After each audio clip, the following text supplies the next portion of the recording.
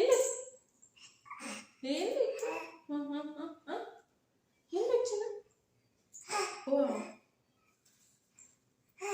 Remote ಇದೆ ಇಲ್ಲಿ, ಇದನ್ನ ತಗೊಳ್ಳೋದಕ್ಕೆ ಎಷ್ಟು ಮಾಡ್ತಾನೆ ನೋಡಿ. ತಗೊಂಡಪ್ಪ, ಇವಾಗಲೇ ತಗೊಂಡ್ಬಿಟ್ಟು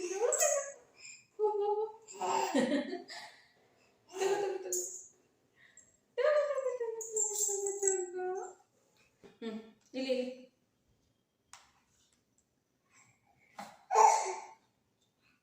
hello everyone, good evening, welcome back to my channel. ಹೇಗಿದ್ದೀರಾ ಎಲ್ಲರೂ? ಐ ಹೋಪ್ ಎಲ್ಲರೂ ಸೂಪರ್ ಆಗಿದ್ದೀರಾ ಅಂತ ಅನ್ಕೊಳ್ತಾ ಇವತ್ತಿನ ಈ ವ್ಲಾಗ್ ನ ಸ್ಟಾರ್ಟ್ ಮಾಡ್ತಾ ಇದ್ದೀನಿ. ಸೊ ಇವಾಗ ಆಲ್ರೆಡಿ ಸಂಜೆ 6 ಗಂಟೆ ಆಗಿದೆ. ಇವಾಗ ಈ ವ್ಲಾಗ್ ನ ಸ್ಟಾರ್ಟ್ ಮಾಡ್ತಾ ಇದ್ದೀವಿ. ನಾನು ಅಶ್ವಿನ್ ಇಬ್ರು ಸೇರ್ಕೊಂಡು. ಅಲ್ಲ ಚಿನ್ನು, ಅಮ್ಮನ ಜೊತೆ ನಾನು ಬಂದಿದ್ದೀನಿ ಇವತ್ತು ವ್ಲಾಗ್ ಸ್ಟಾರ್ಟ್ ಮಾಡೋದಕ್ಕೆ ಅಂತ ನಾನು. ಸೊ ಈವ್ನಿಂಗ್ ವ್ಲಾಗ್ ನ ಸ್ಟಾರ್ಟ್ ಮಾಡ್ತಾ ಇದ್ದೀನಿ. ಏನಪ್ಪ ಸ್ಪೆಷಲ್ ಅಂದ್ರೆ, ಇವತ್ತು ಟೈಟಲ್ ಮತ್ತೆ ತಮ್ಮನೇಲಿ ನೋಡಿದ್ಮೇಲೆ ಗೊತ್ತಾಗಿರುತ್ತಲ್ವಾ, ಹೌದು, ನಾನ್ ವೆಜ್ ಪ್ರಿಪೇರ್ ಮಾಡೋದನ್ನ ತೋರಿಸ್ತಾ ಇದ್ದೀನಿ. ಅದು ಕೂಡ ನಮ್ಮ ಊರಲ್ಲಿ, ಅಂದ್ರೆ ಹಾವೇರಿ ಸ್ಟೈಲ್ ಅಲ್ಲಿ, ಪಕ್ಕ ಹಾವೇರಿ ಸ್ಟೈಲ್ ಅಲ್ಲಿ ಹೇಗೆ ನಾವು ಮಟನ್ ಆಗಿರ್ಬೋದು ಅಥವಾ ಚಿಕನ್ ಪಲ್ಯ ಮತ್ತೆ ಸಾಂಬಾರ್ ಮಾಡ್ತೀವಿ ಅನ್ನೋದನ್ನ ತೋರಿಸ್ತೀನಿ. ಯೂಶಲ್ ಆಗಿ ಹಾವೇರಿ ಸೈಡ್ ಅಂದ್ಮೇಲೆ ಇಲ್ಲಿ ಅಕ್ಕಪಕ್ಕ ಹಳ್ಳಿ ಆಗಿರ್ಬೋದು, ರಾಣೆಬೆನ್ನೂರು, ಹಾವೇರಿ, ಇಲ್ಲೆಲ್ಲ ಯಾವುದೇ ಫಂಕ್ಷನ್ ಇದ್ದಾಗ ಅಥವಾ ಯಾವುದೇ ಹಬ್ಬ ಇದ್ದಾಗ ಇದೇ ರೀತಿ ಪಲ್ಯ ಮತ್ತೆ ಸಾಂಬಾರ್ ಮಾಡೋದು. ಹಾಗಂತ ಬೇರೆ ವೆರೈಟಿ ಮಾಡೋದಿಲ್ವಾ ಅಂತ ಕೇಳಿದ್ರೆ ಹಾಗೇನಿಲ್ಲ, ಖಂಡಿತವಾಗ್ಲೂ ನಾವು ವೆರೈಟಿ ಮಾಡ್ತೀವಿ. ಬಟ್ ಇದನ್ನ ನಾವು ಕಂಪಲ್ಸರಿಯಾಗಿ ಮಾಡೇ ಮಾಡ್ತೀವಿ. ಸೊ ಅದಕ್ಕೆ ಅದನ್ನ ನಿಮ್ ಜೊತೆ ಶೇರ್ ಮಾಡೋಣ ಅಂತ ಹೇಳಿ ಇವತ್ತು ಅನ್ಕೊಂಡಿದೀನಿ. ಆಕ್ಚುಲಿ ಇವತ್ತು ಮನೆಗೆ ಸ್ವಲ್ಪ ಜನ ಗೆಸ್ಟ್ ಬರೋರು ಇದ್ದಾರೆ. ಯಾರು ಅಂತ ಲಾಸ್ಟ್ ಅಲ್ಲಿ ನೀವು ಕೂಡ ನೋಡ್ಬೋದು. ಸೊ ಬನ್ನಿ, ಹಾಗಿದ್ರೆ ತಡ ಮಾಡದೆ ಈ ರೆಸಿಪಿನ ಸ್ಟಾರ್ಟ್ ಮಾಡೋಣ.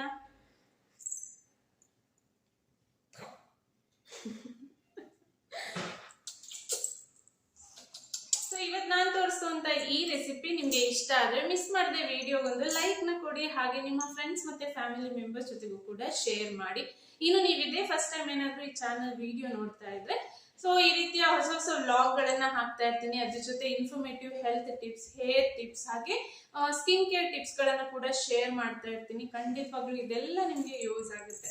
ಹಾಗಾಗಿ ಮಿಸ್ ಮಾಡದೆ ಈ ಚಾನೆಲ್ ಅನ್ನ ಸಬ್ಸ್ಕ್ರೈಬ್ ಮಾಡ್ಕೊಂಡು ಪಕ್ಕದಲ್ಲಿರುವಂತ ಬೆಲ್ ಐಕಾನ್ ಅನ್ನ ಕ್ಲಿಕ್ ಮಾಡಿ. ಸೊ ಬೆಲ್ ಐಕಾನ್ ಕ್ಲಿಕ್ ಮಾಡೋದ್ರಿಂದ ನಾನು ಮುಂದೆ ಯಾವುದೇ ಹೊಸ ವಿಡಿಯೋ ಹಾಕಿದ ತಕ್ಷಣ ನಿಮ್ಗೆ ಒಂದು ನೋಟಿಫಿಕೇಶನ್ ಬರುತ್ತೆ. ನೀವು ಮಿಸ್ ಮಾಡದೆ ನನ್ನ ವಿಡಿಯೋನ ನೋಡಬಹುದು. ಸೊ ಅಡುಗೆ ಸ್ಟಾರ್ಟ್ ಮಾಡೋದಕ್ಕಿಂತ ಮುಂಚೆ ನಮ್ಮ ಪುಟಾಣಿ ಗುಂಡಣ್ಣನ ನಮ್ಮ ಮಾವನ ಕೈಯಲ್ಲಿ ಕೊಡೋದು. ಸೊ ಅಜ್ಜನ ಜೊತೆ ಆಟ ಆಡ್ತೀನಿ. ಇವನಿದ್ರೆ ನನ್ಗೆ ಅಡುಗೆ ಮಾಡೋದಕ್ಕೆ ಬಿಡ್ತಾನ? ಖಂಡಿತ ಸಾಧ್ಯ ಇಲ್ಲ. ಅದಕ್ಕೆ ಸ್ವಲ್ಪ ಹೊತ್ತು ನಮ್ಮ ಮಾವನ ಕೈಯಲ್ಲಿ ಕೊಟ್ರೆ ಅವ್ರು ಆಟ ಆಡಿಸ್ತಾ ಇರ್ತಾರೆ. ನಾನು ಬೇಗ ಬೇಗ ಅಡುಗೆನ ಮುಗಿಸ್ಕೋಬಹುದು. ಸೊ ಬನ್ನಿ, ಹಂಗಿದ್ರೆ ವಿಡಿಯೋನ ಸ್ಟಾರ್ಟ್ ಮಾಡೋಣ. ಸೊ ನಾನಿವಾಗ ಮಸಾಲನ ರೆಡಿ ಮಾಡ್ಕೊಳ್ತಾ ಇದ್ದೀನಿ. ಆ್ಯಕ್ಚುಲಿ ಇನ್ನೂ ನಾನ್ ವೆಜ್ ತಂದಿಲ್ಲ, ತೊಗೊಂಬರೋದಕ್ಕೆ ಅಂತ ಹೋಗಿದ್ದಾರೆ. ಅವ್ರು ಬರೋಷ್ಟರಲ್ಲೇ ಮಸಾಲ ರೆಡಿ ಇತ್ತು ಅಂದರೆ ತಂದ ತಕ್ಷಣ ಒಗ್ಗರಣೆ ಹಾಕೋಕ್ಕೆ ಈಸಿ ಆಗುತ್ತಲ್ವ. ಸೊ ಅದಕ್ಕೋಸ್ಕರ ರೆಡಿ ಮಾಡ್ಕೊಳ್ತಾ ಇದ್ದೀನಿ. ನಾನಿಲ್ಲಿ ಮಸಾಲ ರೆಡಿ ಮಾಡ್ಕೊಳ್ತಾ ಇರುವಾಗ ನಮ್ಮ ಅತ್ತೆ ಇನ್ನೊಂದು ಸೈಡು ರೊಟ್ಟಿನ ಕೂಡ ಉದ್ದುತ್ತಾ ಇದ್ದಾರೆ. ಆ್ಯಕ್ಚುಲಿ ಮೊನ್ನೆ ಒಬ್ಬರು ಕಮೆಂಟ್ ಮಾಡಿದ್ರು, ಅಕ್ಕ ರೊಟ್ಟಿನ ಹೇಗೆ ಉದ್ದುತ್ತೀರಾ, ಅದನ್ನೇ ಒಂದು ವಿಡಿಯೋ ಮಾಡಿ ಅಂತ ಹೇಳಿ. ಸೊ ನಿಮಗೂ ಕೂಡ ಇಂಟ್ರೆಸ್ಟ್ ಇದ್ದರೆ ಕಮೆಂಟ್ ಮಾಡಿ, ಡೆಫಿನೆಟ್ ಆಗಿ ವಿಡಿಯೋ ಮಾಡ್ತೀನಿ. ಹಾಗೆ ಇಲ್ಲಿ ಎಲ್ಲ ಹೆಣ್ಮಕ್ಳಿಗೂ ಟೈಮ್ ಸೇವಿಂಗ್ ಟಿಪ್ ಏನಪ್ಪ ಅಂದರೆ, ಯೂಶಲ್ ಆಗಿ ಈ ರೀತಿ ನಾನ್ ವೆಜ್ ಏನಾದರೂ ಪ್ರಿಪೇರ್ ಮಾಡುವಾಗ ಮುಂಚೆನೇ ನಮಗೆ ಗೊತ್ತಾಗಿರುತ್ತೆ. ಅದರ್ವೈಸ್ ಬೇರೆ ಏನಾದರೂ ಪ್ರಿಪೇರ್ ಮಾಡ್ತಾ ಇದ್ದೀವಿ ಅಂತಂದರೆ, ಸ್ವೀಟ್ಸು ಈ ರೀತಿ ಏನಾದರೂ ಮುಂಚೆನೇ ಪ್ಲ್ಯಾನ್ ಮಾಡಿರ್ತೀವಲ್ವ. ಈ ರೀತಿ ಇದ್ದಾಗ ನಾವು ನಾನ್ ವೆಜ್ ತರೋದಕ್ಕಿಂತ ಮುಂಚೆನೇ ನಾವು ಅದಕ್ಕೆ ಈ ರೀತಿ ಮಸಾಲ ಎಲ್ಲ ರೆಡಿ ಮಾಡಿ ಇಟ್ಕೊಂಡ್ಬಿಟ್ವಿ ಅಂದರೆ ತಂದ ತಕ್ಷಣವೇ ಅಡುಗೆ ಮಾಡೋದಕ್ಕೆ ಈಸಿ ಆಗುತ್ತೆ. ಅದರ್ವೈಸ್ ಬೇರೆ ಏನೇ ಅಡುಗೆ ಮಾಡ್ತಾ ಇದ್ದೀವಿ ಅಂದರೂ ಕೂಡ ಸ್ವಲ್ಪ ಪ್ಲ್ಯಾನ್ ಮಾಡಿ ಮಾಡೋದ್ರಿಂದ ನಮ್ಮ ಅಡುಗೆ ಕೆಲಸ ಬೇಗ ಆಗುತ್ತೆ. ಹಾಗೇನೆ ಮನೆಗೆ ಬಂದಿರೋರ ಹತ್ರ ಅಥವಾ ಮನೆ ಫ್ಯಾಮಿಲಿಯವ್ರ ಜೊತೆ, ಮಕ್ಳ ಜೊತೆ ಸ್ವಲ್ಪ ಟೈಮ್ ಸ್ಪೆಂಡ್ ಮಾಡೋದಕ್ಕೂ ಕೂಡ ನಮಗೆ ಟೈಮ್ ಸಿಗುತ್ತೆ. ಸೊ ನಾವು ಬೆಳಿಗ್ಗೆಯಿಂದ ರಾತ್ರಿವರೆಗೂ ಬರೀ ಅಡುಗೆನೇ ಮಾಡ್ತಾ ಅಡುಗೆ ಮನೆಯಲ್ಲೇ ಇದ್ದಾಗ ಯಾರ ಜೊತೆನೂ ಕೂತು ಮಾತಾಡೋದಕ್ಕೂ ಕೂಡ ನಮಗೆ ಟೈಮ್ ಸಿಗೋದಿಲ್ಲ. ಎಷ್ಟು ಬೇಗ ಆಗುತ್ತೋ ಅಷ್ಟು ಬೇಗ ಫಟಾಫಟ್ ಅಂತ ಹೇಳಿ ಅಡುಗೆ ಕೆಲಸನ ಮುಗಿಸ್ಕೊಂಡ್ಬಿಟ್ರೆ ಆಮೇಲಿಂದ ಪೂರ್ತಿ ಡೇ ನಮಗೆ ಸಿಗುತ್ತಲ್ವ. ಸೊ ಇದು ಒಂದು ಟಿಪ್ಸ್ ಅಷ್ಟೇನೆ. ಇವಾಗ ಎಲ್ಲಾನು ರೆಡಿ ಮಾಡ್ಕೊಂಡಾಗಿದೆ. ಏನೇನು ರೆಡಿ ಮಾಡ್ಕೊಂಡಿದ್ದೀನಿ ಅಂತ ಫಸ್ಟ್ ತೋರಿಸ್ಬಿಡ್ತೀನಿ.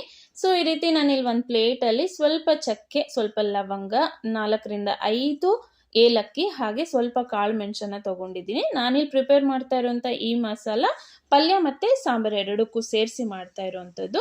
ಹಾಗೆ ಒಂದು ಪ್ಲೇಟಲ್ಲಿ ಈರುಳ್ಳಿ, ಒಂದು 5 ಈರುಳ್ಳಿ, ಸ್ವಲ್ಪ ಕೊತ್ತಂಬರಿ, ಸ್ವಲ್ಪ ಶುಂಠಿ ಹಾಗೆ ಸ್ವಲ್ಪ ಬೆಳ್ಳುಳ್ಳಿನ ಇಟ್ಕೊಂಡಿದ್ದೀನಿ ಪೇಸ್ಟ್ ಮಾಡ್ಕೊಳ್ಳೋದಕ್ಕೆ. ಹಾಗೆ ಇನ್ನೊಂದರಲ್ಲಿ ಕೊಬ್ಬರಿ, ಒಂದು ಸ್ವಲ್ಪ ಒಣ ಕೊಬ್ಬರಿ, ಸ್ವಲ್ಪ ಹಸಿ ಕೊಬ್ಬರಿ ಎರಡನ್ನೂ ತಗೊಂಡಿದ್ದೀನಿ. ಜೊತೆಗೆ ಸ್ವಲ್ಪ ಅರಿಶಿನ ಹಾಗೆ ಕೊತ್ತಂಬರಿ ಕಾಳು ಪುಡಿ, ಖಾರ ಮತ್ತು ಉಪ್ಪು. ಅಷ್ಟು ಖಾರ ಉಪ್ಪು ಬೇಕಾಗೋದಿಲ್ಲ, ಸ್ವಲ್ಪ ರುಚಿಗೆ ತಕ್ಕಷ್ಟು ಅಷ್ಟೇ ಜಸ್ಟ್ ಅಲ್ಲಿ ಇಟ್ಕೊಂಡಿದ್ದೀನಿ, ಯಾಕಂದರೆ ಎಲ್ಲ ಬೇಗ ಸಿಗುತ್ತಲ್ವ ಕೈಗೆ, ಅದಕ್ಕೋಸ್ಕರ. ಸೊ ಫಸ್ಟ್ ನಾನು ಇವಾಗ ಈರುಳ್ಳಿ ಮತ್ತು ಬೆಳ್ಳುಳ್ಳಿ, ಕೊತ್ತಂಬರಿ, ಇನ್ನು ಶುಂಠಿ ಇದಿಷ್ಟನ್ನು ಹಾಕಿ ಒಂದು ಪೇಸ್ಟನ್ನ ರೆಡಿ ಮಾಡ್ಕೊಳ್ತಾ ಇದ್ದೀನಿ. ಅದಾದಮೇಲೆ ಕೊಬ್ಬರಿ ಮತ್ತು ಮಸಾಲ ಎಲ್ಲ ಹಾಕ್ಕೊಂಡು ರುಬ್ಕೊಳ್ಳೋದು. ಇಲ್ಲಿ ಕೊಬ್ಬರಿ ಜೊತೆನೆ ಚಕ್ಕೆ, ಲವಂಗ, ಏಲಕ್ಕಿ, ಕಾಳು ಮೆಣಸು ತೊಗೊಂಡಿದ್ನಲ್ವ ಅದನ್ನು ಕೂಡ ಹಾಕಿ ರುಬ್ಕೊಳ್ತಾ ಇದ್ದೀನಿ. ಸೊ ಒಂದು ಈರುಳ್ಳಿ, ಬೆಳ್ಳುಳ್ಳಿ, ಶುಂಠಿ ಹಾಗೆ ಕೊತ್ತಂಬರಿ ಪೇಸ್ಟು, ಹಾಗೆ ಇನ್ನೊಂದು ಕೊಬ್ಬರಿ ಪೇಸ್ಟು. ಸೊ ಇವೆರಡು ಕೂಡ ರೆಡಿ ಮಾಡ್ಕೊಂಡ್ಮೇಲೆ ನಾನ್ ವೆಜ್ನ ಪ್ರಿಪೇರ್ ಮಾಡೋದಕ್ಕೆ ಸ್ಟಾರ್ಟ್ ಮಾಡ್ತಾ ಇದ್ದೀನಿ. ಆ್ಯಕ್ಚುಲಿ ಇವತ್ತು ಮನೆಯಲ್ಲಿ 4 ವೆರೈಟಿ ನಾನ್ ವೆಜ್ ಮಾಡ್ತಾ ಇರೋದು. ಫಸ್ಟ್ ಬಂದ್ಬಿಟ್ಟು ಚಿಕನ್ ಮಸಾಲ, ಅದಾದ ನಂತರ 3 ಮಟನ್ ವೆರೈಟೀಸು. ಸೊ ಮಸಾಲ ಎಲ್ಲ ರೆಡಿ ಮಾಡ್ಕೊಂಡ ತಕ್ಷಣವೇ ಫಸ್ಟು ನಾನು ಒಗ್ಗರಣೆ ಹಾಕ್ತಾ ಇರೋದು ಚಿಕನ್ ಮಸಾಲಕ್ಕೆ. ಅದಕ್ಕೋಸ್ಕರ ಜಾಸ್ತಿ ಏನು ಹಾಕಲ್ಲ, ಸ್ವಲ್ಪ ಎಣ್ಣೆ ಹಾಕಿ ಶುಂಠಿ, ಬೆಳ್ಳುಳ್ಳಿ, ಕೊತ್ತಂಬರಿ, ಈರುಳ್ಳಿ ಪೇಸ್ಟ್ ಮಾಡ್ಕೊಂಡಿದ್ವಲ್ವ ಅದನ್ನು 3 ಚಮಚದಷ್ಟು ಹಾಕಿದ್ದೀನಿ. ಸೊ ಇದನ್ನು ಮಾಡೋದಕ್ಕೂ ಮುಂಚೆ ಚಿಕನ್ಗೆ ಸ್ವಲ್ಪ ಅರಿಶಿನ ಮತ್ತು ಉಪ್ಪನ್ನ ಹಾಕಿ ಕಲಸು ಇಟ್ಟಿದ್ದೆ ಮ್ಯಾರಿನೇಟ್ ಆಗೋದಕ್ಕೆ, ಜಸ್ಟ್ 5 ಮಿನಿಟ್ಸ್ ಅಷ್ಟೇ. ಈ ಪೇಸ್ಟ್ ಸ್ವಲ್ಪ ಎಣ್ಣೆಯಲ್ಲಿ ಫ್ರೈ ಆದ ತಕ್ಷಣನೇ ಇದು ಮ್ಯಾರಿನೇಟ್ ಆಗಿರುವಂಥ ಚಿಕನನ್ನು ಕೂಡ ಅದರಲ್ಲಿ ಹಾಕಿ ನೀಟಾಗಿ ಮಿಕ್ಸ್ ಮಾಡಬೇಕು. ಆ್ಯಕ್ಚುಲಿ ಚಿಕನ್ ಆಗಿರಲಿ, ಮಟನ್ ಆಗಿರಲಿ, ನಾವು ಪ್ರಿಪೇರ್ ಮಾಡುವಾಗ ಮೇಯ್ನ್ ಆಗಿ ಈ ಪಾರ್ಟೇನೆ.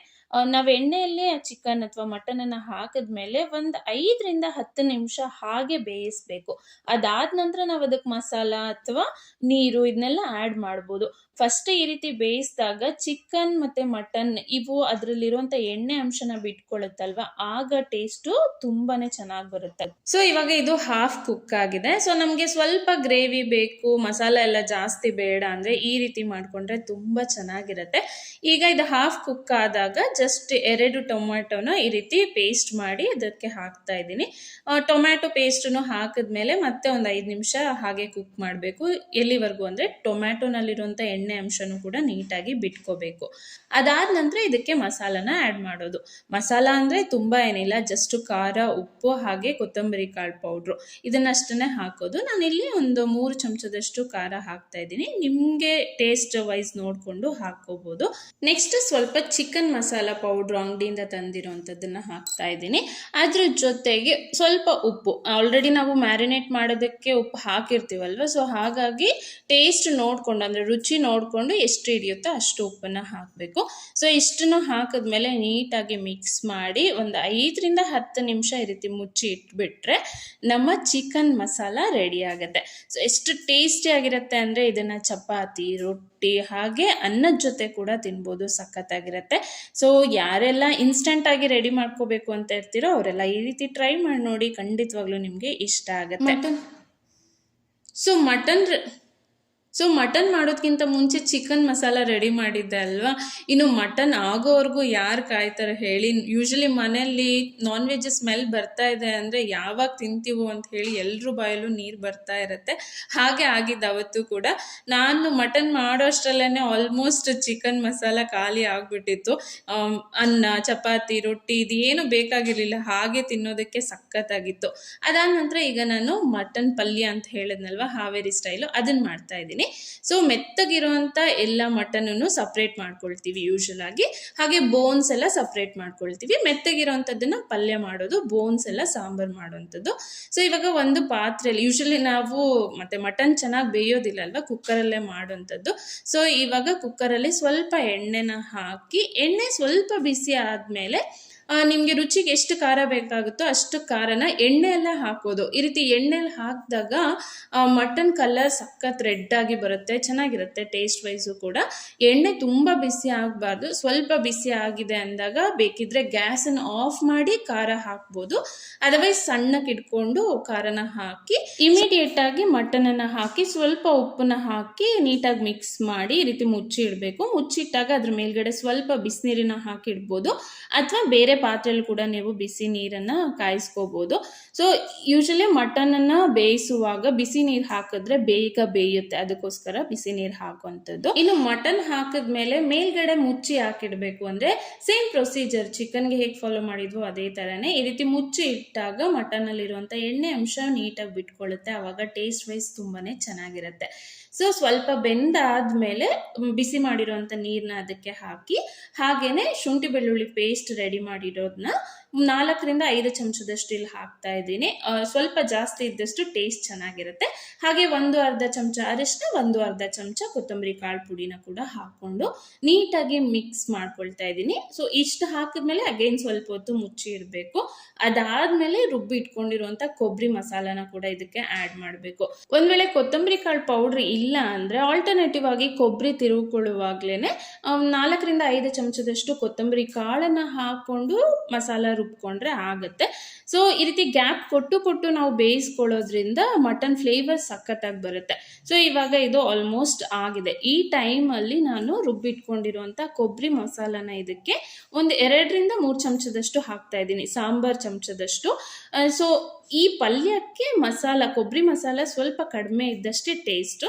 ಸೊ ಸಾಂಬಾರ್ಗೆ ನಾವು ಜಾಸ್ತಿ ಹಾಕ್ಕೋಬೋದು. ಲಾಸ್ಟಲ್ಲಿ ಕೊಬ್ಬರಿ ಮಸಾಲಾನ ಆ್ಯಡ್ ಮಾಡಿದ್ಮೇಲೆ ರುಚಿ ನೋಡಿಕೊಂಡು ಉಪ್ಪು ಮತ್ತು ಖಾರನ ನಿಮ್ಗೆ ಎಷ್ಟು ಬೇಕೋ ಅಷ್ಟು ಹಾಕ್ಕೋಬೋದು. ಹಾಗೆಯೇ ಇದು ಪಲ್ಯ ಆಗಿರೋದ್ರಿಂದ ಸ್ವಲ್ಪನೇ ನೀರನ್ನು ಹಾಕ್ಕೋಬೇಕು, ಬಿಸಿನೀರನ್ನು ಹಾಕ್ಕೋಬೇಕು, ಆವಾಗಲೇ ಮಟನ್ ಬೇಗ ಬೇಯುತ್ತೆ. ಸೊ ಹಾಕಿದ ಮೇಲೆ ಕನ್ಸಿಸ್ಟೆನ್ಸಿ ನೋಡಿಕೊಂಡು ಕುಕ್ಕರ್ ಲಿಡ್ಡನ್ನು ಮುಚ್ಚಿಟ್ರೆ 3-4 ವಿಷಲ್ನಲ್ಲಿ ಮಟನ್ ಪಲ್ಯ ಸಖತ್ತಾಗಿ ರೆಡಿ ಆಗಿರುತ್ತೆ. ಒಲೆ ಮೇಲೆ ಮಾಡೋದಾದ್ರೆ ಈ ವಿಷಲ್ನ ಅವಶ್ಯಕತೆನೇ ಇರೋದಿಲ್ಲ. ಸೊ ಈಗ ಪಲ್ಯನ ಒಂದ್ ಕಡೆ ಇಟ್ಟಾಯ್ತು. ಇನ್ನು ಸಾಂಬಾರ್ ಹೇಗೆ ಮಾಡೋದು ಅಂತ ತೋರಿಸ್ತೀನಿ. ಆಲ್ಮೋಸ್ಟ್ ಸಿಮಿಲರ್, ಅಷ್ಟೇನು ಡಿಫ್ರೆನ್ಸ್ ಇಲ್ಲ. ಬಟ್ ಇಲ್ಲಿ ನಾನು ಎಣ್ಣೆನ ಬಿಸಿ ಮಾಡ್ಕೊಂಡ್ಮೇಲೆ ಖಾರ ಡೈರೆಕ್ಟ್ ಆಗಿ ಹಾಕ್ತಾ ಇಲ್ಲ. ನಾನಿಲ್ಲಿ 2 ವೆರೈಟಿನಲ್ಲೂ ತೋರಿಸ್ತಾ ಇದ್ದೀನಿ.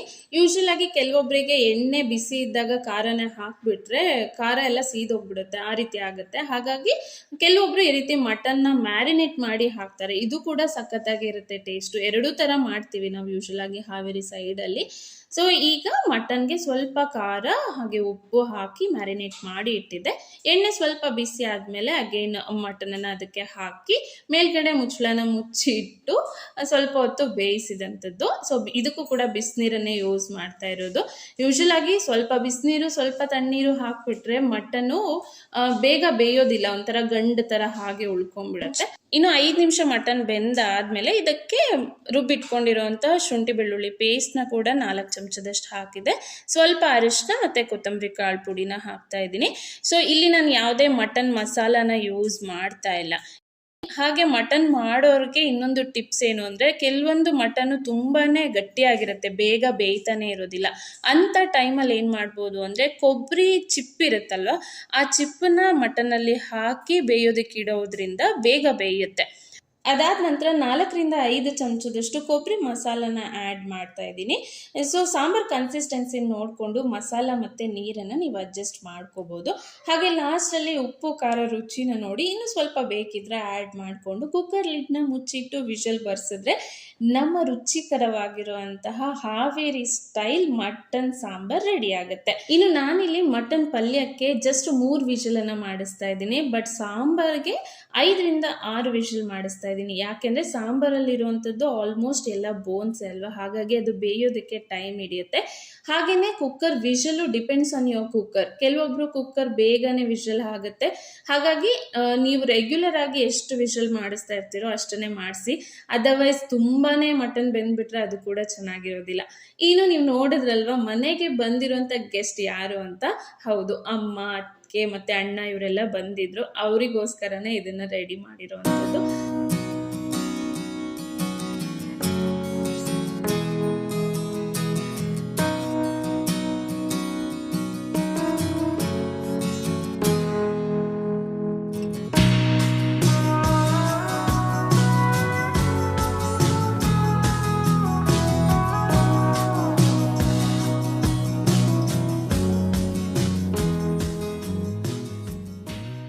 ಇನ್ನು ಇದು ಬೋಟಿ ಮಸಾಲ. ಇದ್ರ ರೆಸಿಪಿನ ಇಲ್ಲೇ ಶೇರ್ ಮಾಡಿಲ್ಲ, ಯಾಕಂದರೆ ಈಗಲೇ ವಿಡಿಯೋ ಲೆಂತ್ ತುಂಬ ಆಗಿಬಿಟ್ಟಿದೆ. ಹಾಗಾಗಿ ನೆಕ್ಸ್ಟ್ ಯಾವುದಾದ್ರೂ ವಿಡಿಯೋನಲ್ಲಿ ಶೇರ್ ಮಾಡ್ತೀನಿ. ಸೊ ಇಷ್ಟು ವೆರೈಟಿ ನಾನ್ ವೆಜನ್ನು ಎಲ್ಲರೂ ಕೂತ್ಕೊಂಡು ಎಂಜಾಯ್ ಮಾಡ್ತಾ ಇರೋವಂಥದ್ದು. ಐ ಹೋಪ್ ಈ ವಿಡಿಯೋ ನಿಮ್ಮೆಲ್ರಿಗೂ ಖಂಡಿತವಾಗ್ಲೂ ಇಷ್ಟ ಆಗಿದೆ ಅಂತ ಅಂದ್ಕೊಳ್ತೀನಿ. ನೀವು ಕೂಡ ಇದೇ ಥರ ನಾನ್ ವೆಜ್ನ ಪ್ರಿಪೇರ್ ಮಾಡ್ತೀರಾ ನಿಮ್ಮೂರ ಸೈಡು ಅಂದರೆ ಕಮೆಂಟ್ ಮಾಡಿ ತಿಳಿಸಿ. ಹಾಗೆಯೇ ವಿಡಿಯೋ ಇಷ್ಟ ಆಗಿದ್ರೆ ಮಿಸ್ ಮಾಡದೆ ವಿಡಿಯೋನ ಲೈಕ್ ಮಾಡಿ, ನಿಮ್ಮ ಫ್ರೆಂಡ್ಸ್ ಮತ್ತು ಫ್ಯಾಮಿಲಿ ಮೆಂಬರ್ಸ್ ಜೊತೆಗೂ ಕೂಡ ಶೇರ್ ಮಾಡಿ. ಹಾಗೆ ನೀವು ನನ್ನನ್ನು ಇನ್ಸ್ಟಾಗ್ರಾಮಲ್ಲೂ ಕೂಡ ಫಾಲೋ ಮಾಡ್ಬೋದು, ಅದರ ಲಿಂಕನ್ನು ಮೇಲ್ಗಡೆ ಕೊಟ್ಟಿದ್ದೀನಿ. ಇನ್ನು ಫಸ್ಟ್ ಟೈಮ್ ಏನಾದರೂ ಈ ಚಾನಲ್ ವಿಡಿಯೋ ನೋಡ್ತಾ ಇದ್ರೆ ಪ್ಲೀಸ್ ಸಬ್ಸ್ಕ್ರೈಬ್ ಮಾಡ್ಕೊಳ್ಳಿ. ಮತ್ತೊಂದು ಇಂಟ್ರೆಸ್ಟಿಂಗ್ ವ್ಲಾಗ್ ಅಥವಾ ಟಾಪಿಕ್ ಜೊತೆ ಸಿಗ್ತೀನಿ. ಅಲ್ಲಿವರೆಗೂ thanks for watching. Bye bye and take care.